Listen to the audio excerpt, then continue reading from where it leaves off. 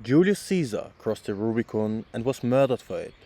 23 stab wounds in the Senate by his own allies, by men he had personally pardoned. The conspirators called themselves liberators. They genuinely believed they were saving the Roman Republic. Within 17 years, the Republic was gone anyway, and Rome had its first emperor. Here's what fascinates me most about the story. The man who finished what Caesar started didn't repeat Caesar's mistake. He never called himself a king, never called himself a dictator. He called himself the first citizen, and under that almost humble title, he became the most powerful man in the history of the ancient world. His name was Octavian. History remembers him as Augustus. This is how he destroyed the Roman Republic without anyone agreeing to admit it was dead. When Caesar was murdered in 44 BC, Octavian was 18, no army and no political experience, barely any real claim to power, most people would say. What he had was a name. Caesar had adopted him in his will, made him his heir, and most people in Rome figured this kid would be irrelevant within a year. Mark Antony certainly thought so. Antony had been Caesar's most trusted general, battle-hardened and popular with the legions, the obvious successor, most people would assume. He looked at Octavian and saw a teenager playing dress-up in his father's name.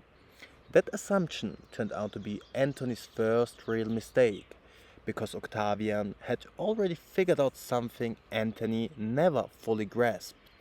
Power in Rome was no longer about who could fight the best, it was about who could manage perception the best.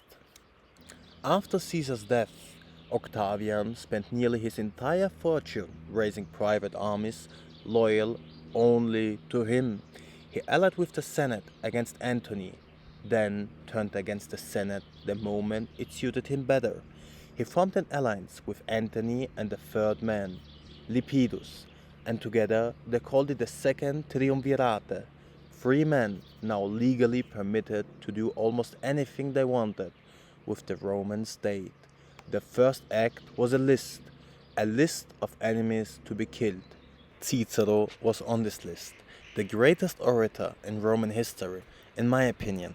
And honestly, the fact alone tells you something important. I mean, think about it, what it actually means. That they feared him enough to put him on the list. They wanted him dead, not removed, just dead. Words alone got him on that list.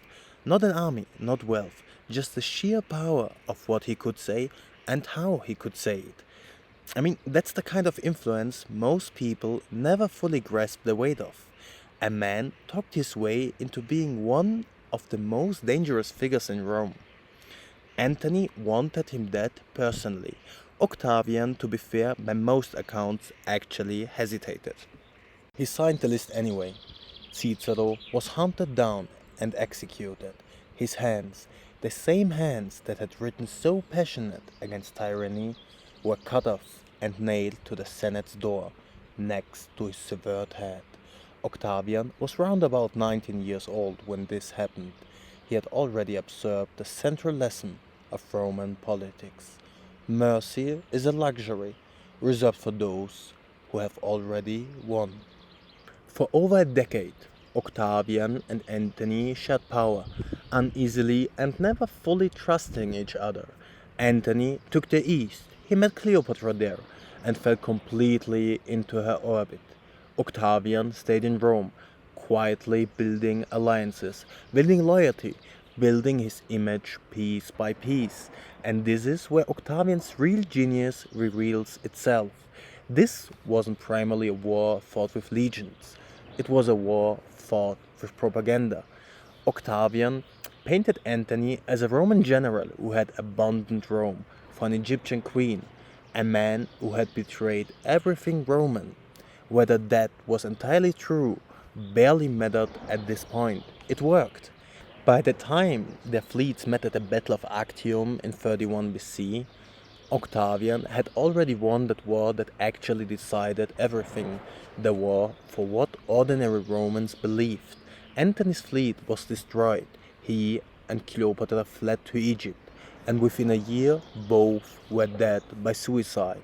Octavian stood alone, undisputed master of the entire Roman world. And there's the moment that defines Augustus more than any battle he ever won, in my point of view. He had everything. Every legion was loyal to him alone. He could have simply crowned himself king. He had watched as a teenager exactly what happened to Caesar for doing far less than that. So in 27 DC, he did something genuinely extraordinary. He stood before the Senate and offered to give up his powers entirely, to restore the Republic, to just walk away. The Senate, terrified of chaos and civil war returning, practically begged him to stay.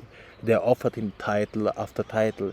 He accepted some, declined others, carefully curating which words would attach to his name going forward. He took the name Augustus, meaning the rewarded one, a religious title rather than a political one.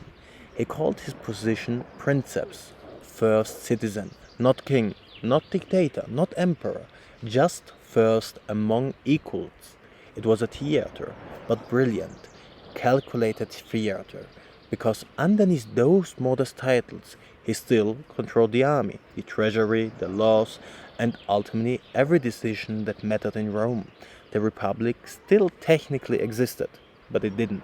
The Senate still met, elections still happened, but the outcome of every important decision ran through one man first, Augustus. He had done what Caesar never managed. He took absolute power and somehow convinced an entire civilization that nothing had really changed. The point why I think Augustus was far more dangerous than Caesar, and not less, is that Caesar was honest about his ambition, honest enough to get himself killed for it. Augustus understood something Caesar never did. The honesty itself was the threat. Rome didn't actually fear power. Rome feared admitting it had handed that power to one man.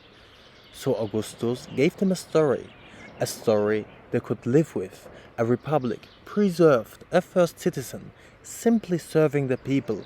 Beneath that story, for the next 40 years, he reshaped nearly everything that mattered. He reformed the army into a permanent, professional force, loyal directly to the emperor, not the Senate. He reorganized the provinces. He controlled the grain supply, which in practice meant he controlled whether Rome's population ate that month or not. He rebuilt that city in marble and made sure everyone knew who had paid for it. He liked to say he found Rome built of brick and left it built of marble. It was true. It was also quietly a message. Everything good that happens here happens because of me. Under Augustus, Rome entered what historians now call the Pax Romana, the Roman peace, roughly 2 centuries of relative stability across most of the empire. No more civil wars tearing the state apart every other generation. Trade flourished and literature flourished. Virgil wrote the Aeneid during this exact period, a poem that not entirely by coincidence framed Augustus as the destined heir of a story going all the way back to the founding of Rome itself. Even the art was propaganda, even the poetry was propaganda. But here's the strange part.